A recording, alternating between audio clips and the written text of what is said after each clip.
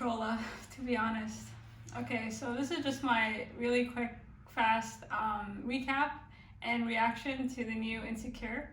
Okay, short of the fight between Molly and Issa, this encounter between Lawrence and Issa was also something I've been waiting for. And all I have to say is fuck Lawrence and fuck the nice guy. Okay, the dreaded nice guy. So for those of you who don't know, there's like fuck boys and there's nice guys. The nice guy is the one who's always, he's never in the wrong. You know, he never breaks up with you, but he lets you go. And I've encountered a few of the nice guys, and they're to me far worse than the ones that just kind of admit they're assholes. So the episode starts and like in the middle of the action, so they meet up and they start talking, and all of a sudden like the tone of the conversation was kind of like, you know, Lawrence is talking about how he wants to like let things go. And he says like, you know, she's waiting. She's like, well, what do you want to tell me? What do you want to tell me? And I was waiting for that, like, okay, so now he's going to tell her, like, I love you. I want you back. Like, you were the one. I'm sorry. Instead, he goes into, like, why did you cheat on me with this guy? Could it have been anyone? And that really annoyed me because it's, like, classic nice guy symptoms where you're still, like, Issa is still in the mindset, like, it was her fault. Like, she did something wrong. Like, this guy was, like, I'm not gonna say homeless, but, like, jobless, trying to, you know, start his business. Like, here's a business plan, you know, start the business. Like, he was kind of chilling on her couch. He was, you know, it's really unattractive when your woman is, like, working and you're just kind of, you know, and she has to really, like, look after you. And he was kind of on about that. He's like, well, why did you cheat? And she was like, well, because you weren't really doing much for me. And he's like, and he kept saying, like, he took some of the blame, but I don't know about y'all, but like, I thought that was hella superficial. Like, I didn't enjoy that conversation whatsoever. And he kept going back to that, and I'm like, okay. And the real kicker was, for those of you who don't remember, like, the bulk of their issues was because he didn't have a job. Like, he was sitting on her couch for his potential, like, and so the kicker is, like, in this episode, like, the whole episode is just the two of them walking and talking and chilling, and towards the end of the episode, or, like, towards, like, kind of the middle, it's only 30 minutes, so I guess, like, 15 minutes in, he's like, you know, I realized that, like, I didn't actually want to be a boss. Like, I want to be, you know, I'm, like, more of the person who wants to make people's ideas come true, and if I were Issa, I'd be like, really? You could have taken any job in the last 2 years. And the thing is, it's not that he was like underqualified, it's that he purposely was looking for a job to try and work on a startup. And in this episode, he kind of goes, well, actually, I don't really want to be my own boss anymore. Like, I just want to help other people become, you know, like, execute their ideas. Like, basically, he's kind of into, I think once you get a salary job and you're making like a lot of money, it's kind of hard to want to go back to the drawing board because first you have to take a pay cut. So I think first of all, like, the money kind of got to him. So that whole thing was bullshit when he was kind of like, well, you know, I think, you know, and I was like, okay, so now you realize actually you want to work for somebody or you want to work for like a Google, but why did this take you like 5 years to figure out? And the whole time I'm looking at Issa and she's kind of waiting for him to say like, I love you and I miss you, and nothing. And I think what was really kind of like, I think in my opinion, I think the purpose, like, I think he was trying to let her down. Like, I think he was trying to say like, I want to move on.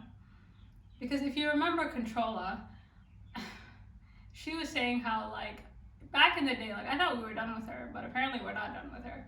She was just kind of like, well, if there's anyone who has to worry about their ex, it's me. And maybe he took that to heart, and this was his way of like, cutting off Issa like forever, but he can't do it because he's a pussy. And Lawrence and the dreaded nice guy. Okay, so the part is like during this whole like halfway through, like during the whole time he's like talking to her and he's wanting to see her, he's also texting Controlla saying, you know, I'll meet up with you later. And at one point, like, she calls him during their date and he kind of shows her the phone, like, kind of that like, what's your reaction?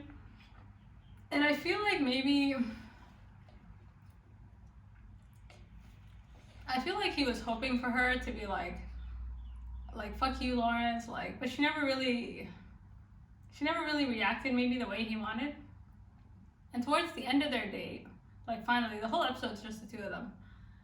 Towards the end of their date, he basically, like, she asks, they go over to his place, she asks to use the bathroom. He goes outside and he makes a call.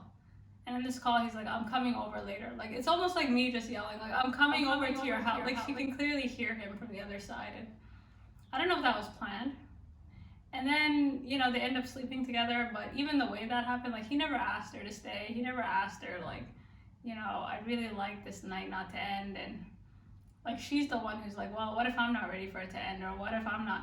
And I don't like that she's always trying to make it up to him. Like, she's always, like, trying to prove, like, I'm not a bad guy, I want you back. And, you know, this nice guy thing is, like, she really is thinking that she lost this, like, amazing guy, and he's, like, this perfect person, and she was the one to blame, or she holds, like, 90% of the blame, and I don't like that. And I don't like that he takes no responsibility. Like, he's always like, okay, like, I'll go with the flow, like, but I'm not responsible. I'm just nice. I'm just gonna go along with what you say. And you know, I don't know. Like, first of all, like, Lawrence to me is the prototype for the nice guy. Like, nothing's ever his fault. Like, he's just a polite gentleman to the point where it's almost like he can't be the one to say I'm done, because that would just kind of, I feel like, ruin how he sees himself. Which, the other thing too is, my final note is, when you date someone for potential, like, maybe this is where Issa is also problematic. Like, you're not really dating them for who they are right now. Like, you're not dating them for, like, all you have to do is tell somebody you work at Starbucks or you work at Walmart, and then you'll see how they really feel. You know what I mean? Like, people who date for potential, like, they're not really seeing you as you are right now. Like, they don't really care about the funny, interesting person in front of them. They're hoping that you'll one day become like Mark Zuckerberg or something. And maybe that's her fault a bit. And now that his potential, quote unquote, has been fulfilled, and the irony being is, like, he didn't even become as good as what she had hoped. Like, she married, you know, Mark Zuckerberg, and then he ended up being, like, working for Mark Zuckerberg. And I feel like the fact that she doesn't see that, and that's a warning to all y'all. Like, when you date people for who they are right now. Like, if his potential, like, whatever he's feeding you, like, unless his business is started or unless he's doing something, then, you know, what you're saying to yourself is that you're kind of looking for, you know, it takes two to tango at the end of the day. And, you know, from her perspective, like, he's doing really well, and she's kind of still struggling to figure out what a cultural curator is and trying to make an income. And he was kind of her meal ticket in a way. Like, she kind of always saw him as a failsafe, or like someone that she could rely on to, like, make, like, somebody who would pay off. And if you're dating someone and you're hoping for them to pay off, you're in for a rude awakening, because, you know, they don't really owe you anything. Like, I don't think, as much as I don't like Lawrence, and as much as I think he's, like, kind of a douchebag, and he's really slimy, and I don't like nice guys. Like, I'd rather have someone tell me, like, to fuck off than to be like, you know, we should really, like, you know, it's just so condescending. I mean, she dated him for who he was then. Like, he doesn't really owe her anything now, I feel like. And Issa, you know, she made an investment, and granted, a very good investment, but it's kind of silly to assume that because he's doing well, like, he owes her something. At the same time, like, he should be more, I wish he was more direct.